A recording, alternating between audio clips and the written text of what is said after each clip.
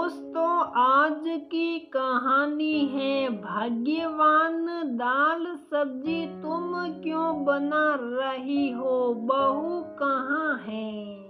दोस्तों, कहानी शुरू करने से पहले अगर आपने हमारे चैनल को सब्सक्राइब नहीं किया है तो सब्सक्राइब कर लीजिए ताकि आपके पास पहुंचे हर नया वीडियो। सुलोचना जी गैस पर एक तरफ चाय बना रही थी और दूसरी तरफ दाल बनाने के लिए पानी गर्म कर रही थी।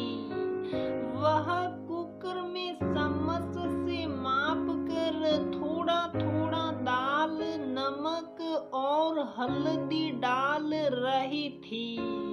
तभी उनके पति देव रमाकांत बाबू आए और बोले, सुलोचना, अरे भाई, आज चाय मिलेगी भी या नहीं। अब तक तो मैं दूसरी बार चाय पीता रहता था, आज एक बार भी नहीं मिली।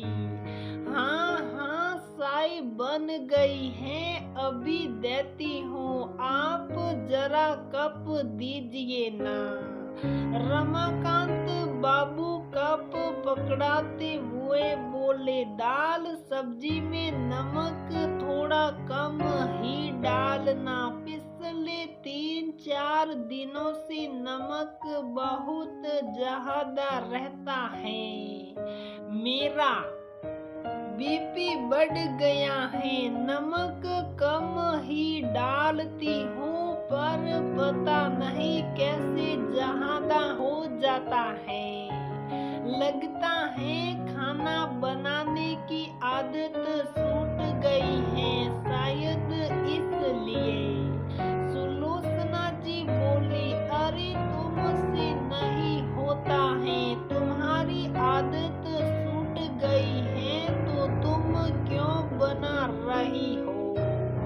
बहू एकता कहाँ है, उसे कहो वह बना लेगी। वह अपने कमरे में लैपटॉप पर कुछ कर रही है। मैंने कई बार कहा पर वह कुछ बोली ही नहीं। सुधीर ने भी कहा कि मम्मी से खाना बनाने नहीं होता है, तुम बनाया करो, पर उसने साफ साफ इनकार कर दिया तो क्या करूं। अब सबके सामने खटपट करूं, जैसे होता है बना रही हूँ।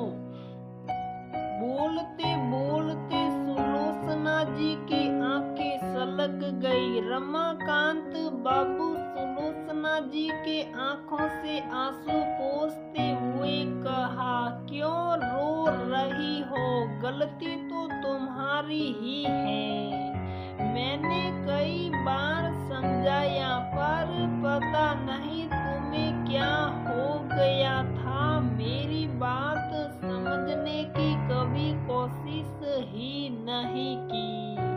अब भुगतो, हाँ मुझसे गलती हो गई, पर अपनी गलती का एहसास है मुझे। अब एहसास होकर क्या होगा, किस मुंह से तुम सबको कहोगी कि मुझे अपनी गलती का एहसास है। इतना बोल वो चाय लेकर बरामदे में बैठ गए और अखबार पढ़ने लगे। सुलोचना जी का बड़ा संयुक्त परिवार था। उनके पति की सरकारी नौकरी थी। बाकी 3 भाई बिजनेस करते थे। सभी एक साथ वर्षों से थे। बिरादरी में उनके परिवार का बहुत नाम था। जब भी संयुक्त परिवार की बात चलती तो इस संयुक्त परिवार की चर्चा अवश्य होती। इनके परिवार को उदाहरण के रूप में प्रस्तुत करते लोग सुलोचना जी को एक ही बेटा है। बाकी सबको 2-2 बच्चे हैं। अभी पिछले साल उनके बेटे की शादी एकता से हुई है। एकल परिवार में पली बड़ी एकता। इतना बड़ा संयुक्त परिवार देख उसे बहुत आश्चर्य हुआ। पहले तो डर गई कि इतने बड़े परिवार में खुद को कैसे एडजस्ट करेगी, लेकिन धीरे धीरे वह अपने आप को उसी अनुरूप डालने लगी और सबका सहयोग भी मिलता गया। वह सबके साथ मिलकर काम बहुत ही तन्मयता से करती और सीखती भी। वह जो भी काम अपनी सास के लिए करती, जैसे बाल में तेल लगाना हो या फिर कभी पैर की मालिश करना, तो वह अपनी सास के साथ बाकी तीनों सास का भी करती। बहू के ऐसा व्यवहार देखकर सभी बहुत खुश थे। एकता धीरे धीरे अपनी सारों सास की लाडली हो गई। कुछ दिनों तक ठीक रहा, पर धीरे धीरे एकता की सास सुलोचना जी को बहू की ये आदत खराब लगने लगी। वह सोचने लगी कि ये मेरी बहू है तो सिर्फ मेरा ही काम करे, मेरी ही सेवा करे, बाकी सबका नहीं। उन्होंने अपनी बहू को कई बार समझाने की कोशिश भी की, पर एकता नहीं समझी। एक बार एकता छोटी सास के बालों में तेल लगा रही थी। तभी सुलोचना जी ने आवाज दी। एकता जैसे ही सास के कमरे में गई, सुलोचना जी ने कहा, अरे तुम मेरी इकलौती बहू हो, तुम काम क्यों करोगी? अगर तुम्हें करना ही है तो सिर्फ मेरा काम करो, बाकी सब का नहीं। लेकिन ऐसा अच्छा तो नहीं लगेगा कि आपका काम करो, बाकी उन सब का नहीं। आखिर वह सभी मुझसे बड़ी है। वैसे भी मुझे उनके साथ काम करना या कुछ नई चीजें सीखना बहुत अच्छा लगता है। बहुत प्यार से कोई भी काम सिखाती है वह सभी मुझे। अरे तुम नहीं समझती हो, ये सब कुछ उन तीनों की चाल और चालाकियां हैं तुमसे काम करवाने की। तभी तो एकता सास की बातों पर ध्यान नहीं दी, लेकिन रोज वही बातें दोहराने से उसके मन पर भी धीरे धीरे असर होने लगा।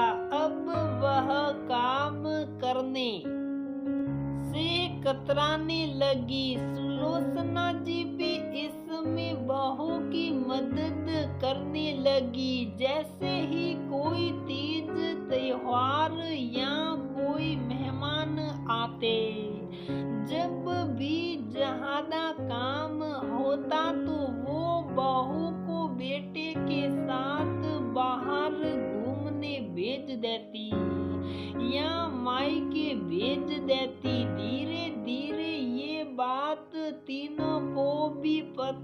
चल गई और आपस में वे सभी कानाफूसी करने लगी। एक दिन मजली सास ने एकता से कुछ काम करने को कहा, पर एकता काम करने से मना करने लगी। मजली सास थोड़ा नाराज होते हुए बोली, अरे तुम्हें क्या हो गया है? आज कल कोई भी काम करने से कतराने लगी है। वह कुछ बोलती उससे पहले ही सुलोचना जी बोली, अरे वह मेरी इकलौती बहू है, क्यों काम करेगी? तुम लोग के जहादा बच्चे हैं तो काम भी तुम लोगों का जहादा है,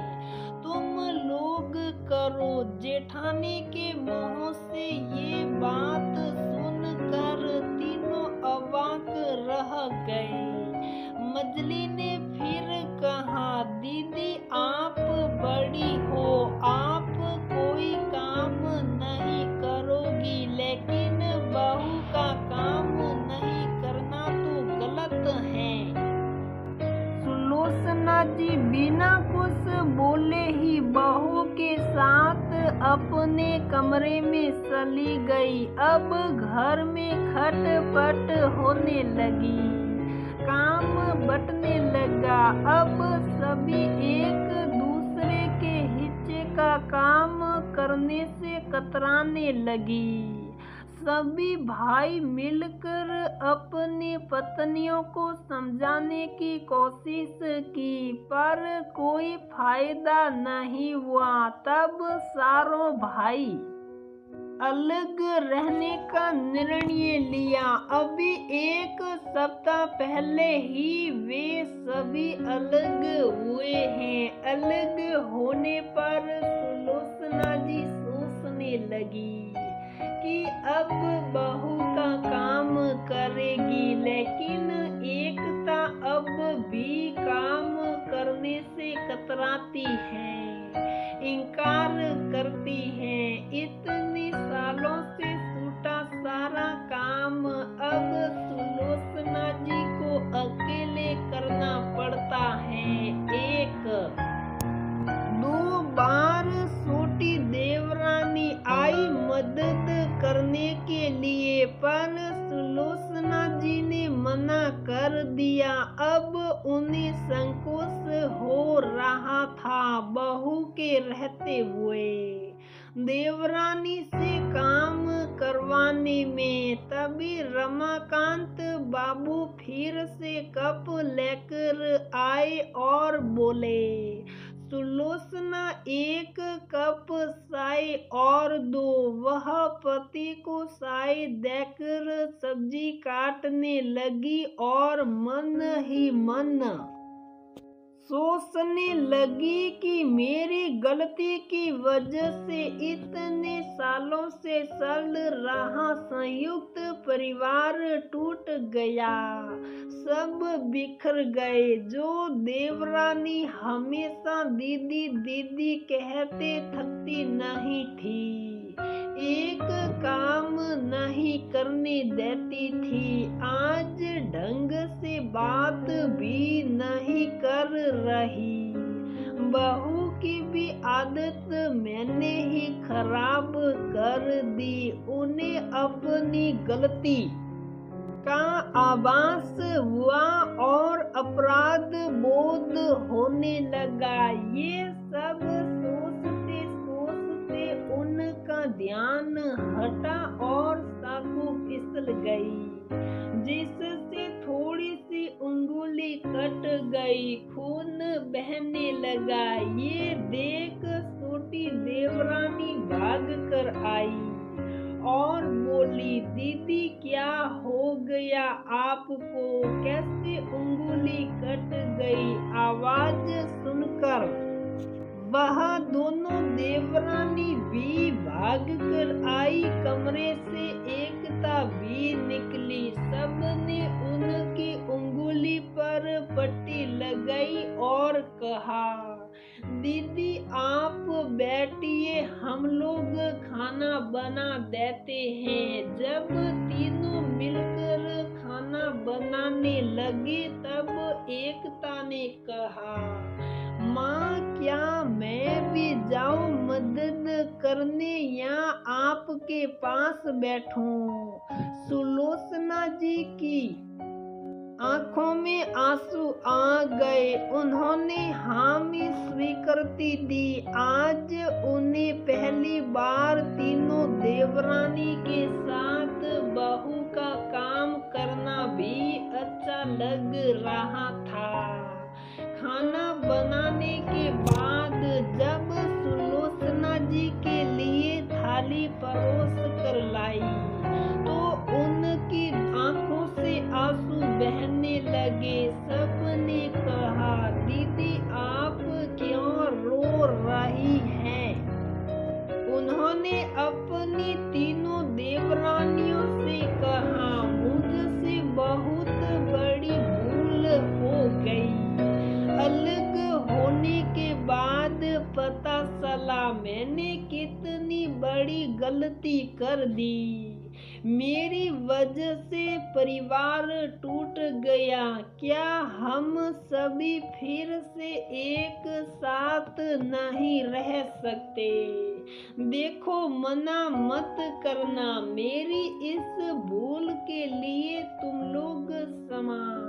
बात पूरी करने से पहले सबने उनका हाथ पकड़ लिया और कहा, आप बड़ी हैं, आपका हाथ सिर्फ आशीर्वाद देने के लिए है, माफी मांगने के लिए नहीं। आपको अपनी गलती का एहसास हो गया, वही बहुत है। माफी मांगने की कोई जरूरत नहीं, हम फिर से एक साथ रहेंगे। सुलोचना जी मुस्कुराते हुए अपनी तीनों देवरानियों और बहू को गले लगा लिया। फिर उन्होंने एकता से कहा, बहू आज तक मैंने तुम्हें जो भी कहा वह सब भूल जाओ। अब तुम्हारी एक नहीं 4 सास हैं। पहले की तरह सबके साथ मिलजुल कर रहो।